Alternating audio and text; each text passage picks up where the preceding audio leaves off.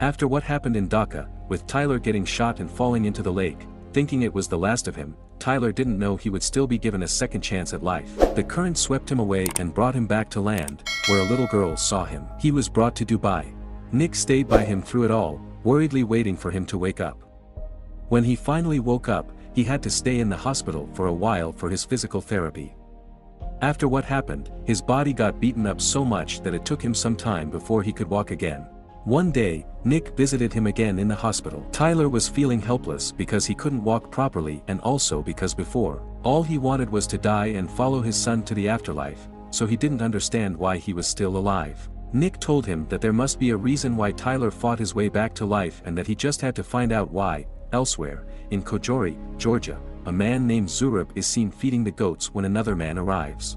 The man told Zurab that his brother's prison sentence was going to be extended by 10 years. Later that day, a governor visited him. The governor has been working for Zurab, but despite that, the governor still signed the agreement to extend Zurab's brother's prison sentence. Zurab calmly asked the governor to walk with him as they talked. Without the governor realizing it, he just walked towards the grave Zurab's man dug for him. Zurab stabbed the man with the pitchfork while his men killed the governor's guards.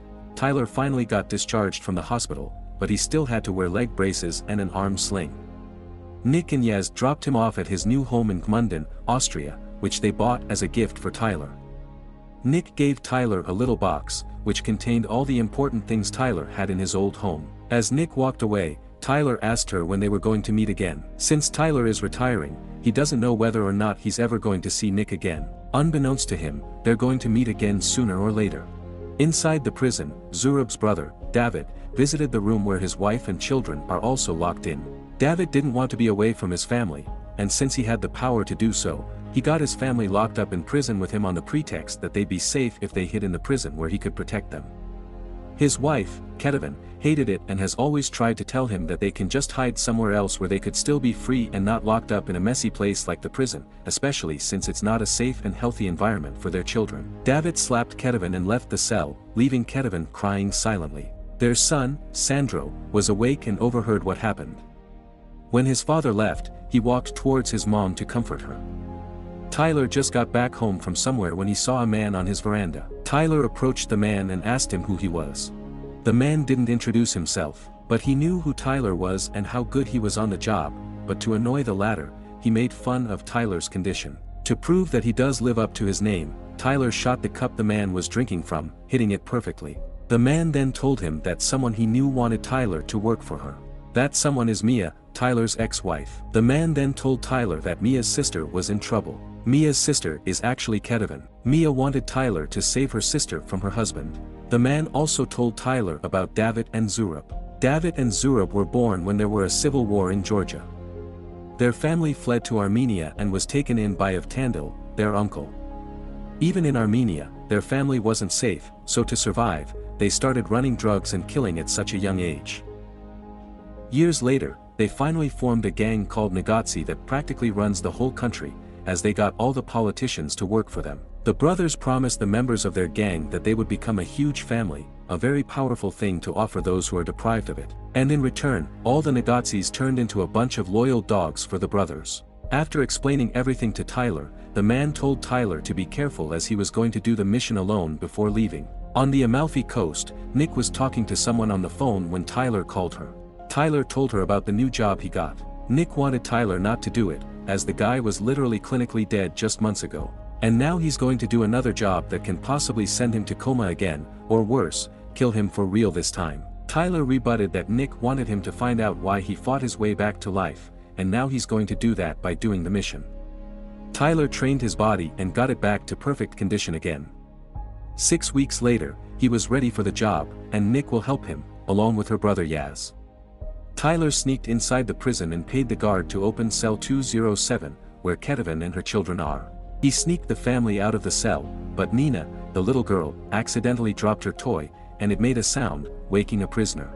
Tyler hurriedly led the family out as the prisoner whistled to get the others' attention. Every prisoner started making noise, and the alarm went off, signaling code red. They went through a room where there were a lot of prisoners, and Tyler fought them off.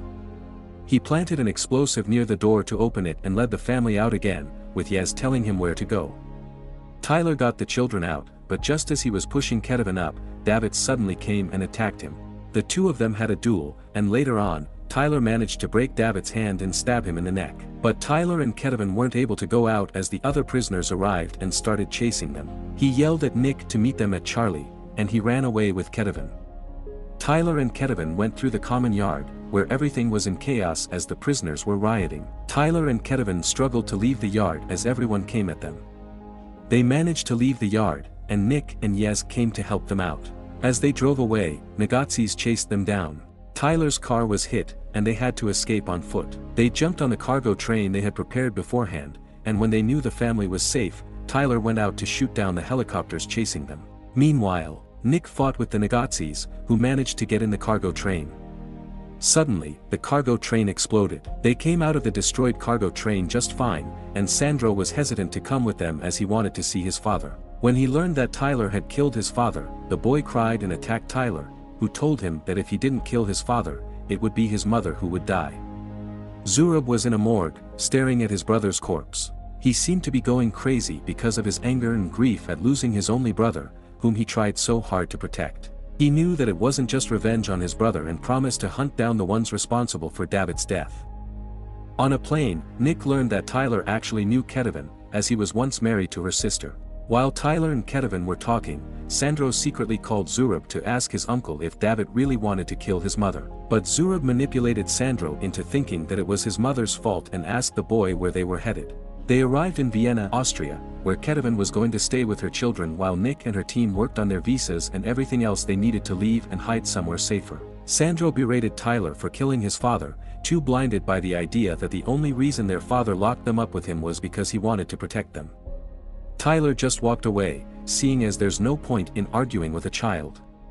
Later on, Tyler approached Sandro, who was on the balcony. He told Sandro about his late son, his regret of not being there beside him as he died, and how Kevin stayed with David for years to keep her children safe. Sandro finally admitted that he was wrong and apologized to Tyler for telling Zurab about their whereabouts. As if on cue, Tyler saw Nagatsi's helicopter. He told everyone that they were leaving. Sandro was sending another message to Zurab. But Kevin caught him and took his phone. As Kevin was expressing her disappointment to Sandro, Nagatsi's helicopter gunned them down. They escaped to the parking lot, and just as they were about to drive off, Sandro left the car and ran to the back alley where Zurab was. Yaz, who ran after him, tried to get him to go with him, but Sandro ran to Zurab instead. Nick and Yaz went to the rooftop, while Tyler went to the 57th floor with Kevin and Nina. At Tyler's call, Yaz went down to meet with Tyler while Nick stayed on the rooftop to hold the Nagazis off. Nick was tackled by a Nagazi and fell onto a glass roof, losing consciousness. Tyler saw Nick sliding down the glass roof and immediately saved her from falling. Zurab walked towards him and shot his hand. He was about to shoot again, but Nick woke up and broke the glass that Zurab was standing on. Tyler then threw Nick towards the balcony below and climbed up at the same time as Zurab did. Nick and Yaz took Kevin and Nina to the rooftop to get the Nagatsi's helicopter for an escape, while Nick and Zurab fought on top of the glass roof. Tyler shot the glass roof beneath Zurab, and the man fell. Tyler took that chance to go to the rooftop. Everyone was already in the helicopter except for Yaz and Tyler. Before Yaz could enter the helicopter, he was shot by Zurab, who followed them, and Tyler took him to the helicopter. But Yaz still passed away in the helicopter. Zurab left with Sandro, who was feeling guilty for siding with Zurab and putting his mother in danger. Tyler brought everyone to his home, where Nick mourned for his brother. Mia arrived a while later and reunited with her sister. She stepped out of the room and approached Tyler, asking him why he didn't stay when she and their son needed him the most. Tyler tried to make an excuse, but Mia wouldn't take it. They stayed silent for a while when they heard Tyler's phone buzzing. It was Zurab who called him to tell him that he couldn't leave knowing that Tyler was still alive. Tyler asked Zurab where Sandro was, and Zurab offered a negotiation. Zurab told Tyler to meet up at the airfield by St. George's Church. Tyler prepared to leave, and when Nick tried to come with him, he refused, telling Nick to stay with Kevin. He arrived at the airfield, and he shot all the vehicles down, causing several explosions. He killed all of Zurab's men and entered the church where Zurab and Sandro were. Tyler saw Sandro with a bomb sticking to the vest he was wearing. Zurab gave Sandro a gun, telling him to shoot Tyler to avenge his father. Sandro hesitated, and Zurab was persuading him. Then Zurab heard a noise from behind him and quickly held Sandro hostage when he noticed Nick, who came to help Tyler.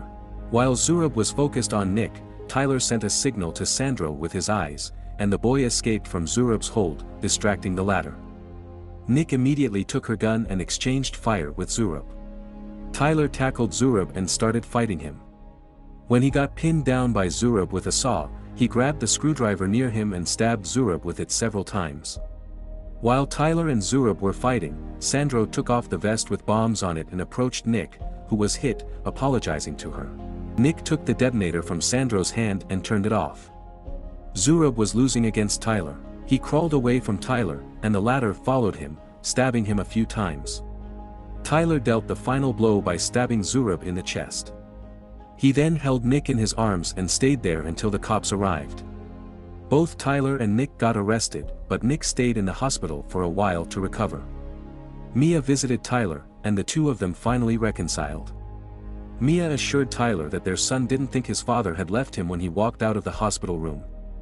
As a matter of fact, their son admired his father because he knew that his father was leaving to save people, and he wanted to be brave just like his father. After that, Mia bid farewell to Tyler. The guards took Tyler but didn't take him back to his cell. Instead, they escorted him to a secluded area, where he met up with the man he met on his veranda. Tyler asked for the man's name, but again, the man refused to say his name.